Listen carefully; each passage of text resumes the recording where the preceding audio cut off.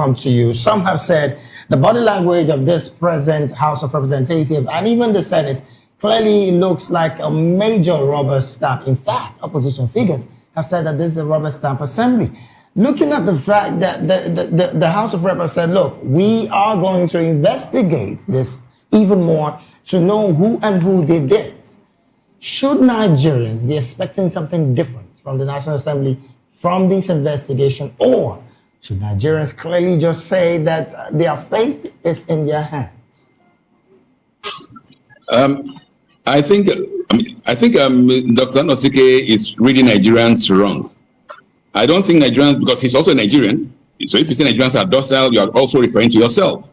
So I think the issue is this: those are the helm of affairs. Those who are really not are investing heavily in creating division. They are investing heavily in insecurity. When I mean insecurity, I have always said that the current government, right from the days of Muhammadu Buhari, is complicit in the insecurity going on in Nigeria, and they are doing that with a view to continue to divide Nigerians. So that we begin to say, okay, the Muslims are killing the Christians, the Fulanis are killing the Nupe, and all that stuff. All this is just to keep a stranglehold on power. But Nigerians have always shown, at the local level, if you go to the markets in Kano, in Oyibo, in wheresoever, you see that Nigerians of whatsoever ethnicity and whatsoever tribe and religion, they intermingle lovingly without stress. So the division we have is a factor of those who are in the ruling class, those who are not just ruling class, particularly those characters in the APC now. Because the killings, the insecurity, everything is orchestrated to create this division. So Nigerians have shown the capacity to overcome, and hopefully this tax fraud will now give us actually coalesce and tell them, look, enough is enough. I have very close friends who are from the northern extremes of this country, and I relate with them very well. Likewise, I believe most Nigerians also do the same. So what is the problem? The problem is that those in the current ruling cadre are just vile and terrible characters who don't give a damn what they do as long as they continue to keep Nigerians in disunity and in disarray. Thank you. All right, then. Well, before I let you go, Doctor, let me talk about investor confidence. Some have been saying that as it stands, the investor confidence looks shaken because of the uncertainties on which of the versions of the law should they be believing. And as it stands as well, you did not answer my question earlier on the body language of the House of Representatives, if they truly will see this to the end holistically, but also on the investor confidence part. Do you think this might just bring in much more FDIs or even much more investors into the economy? Because you know for a fact that broader tax nets clearly would increase the revenue, of course, gotten by government. Yeah. When you talk of investors' confidence under this regime, we should be very realistic.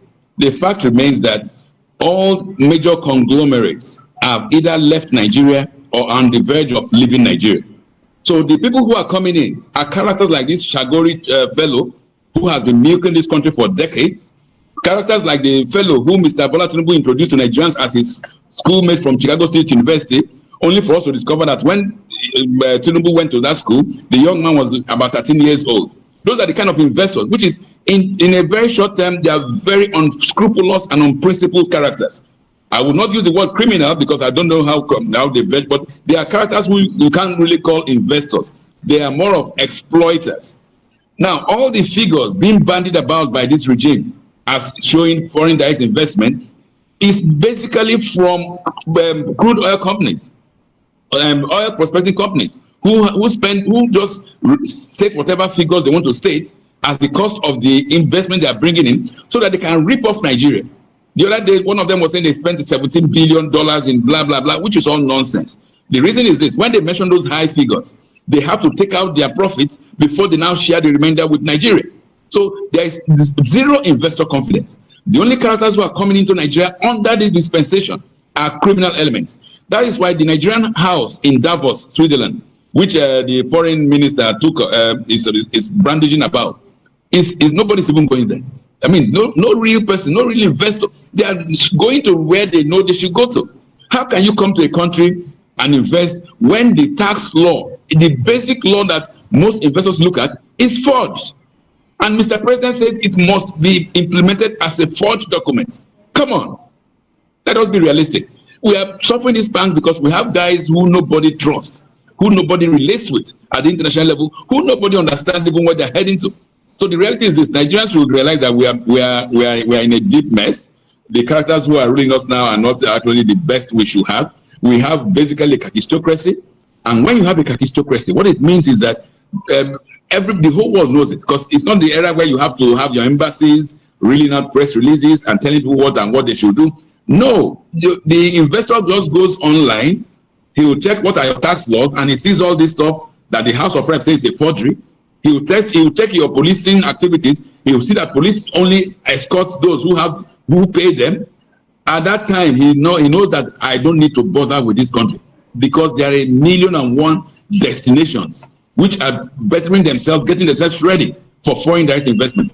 The two forms of direct investment you have in Nigeria are reparations from Nigerians living abroad, Nigerians in diaspora, sending to their relatives here, and the oil conglomerates. Nothing more, nothing less. Thank you. All right.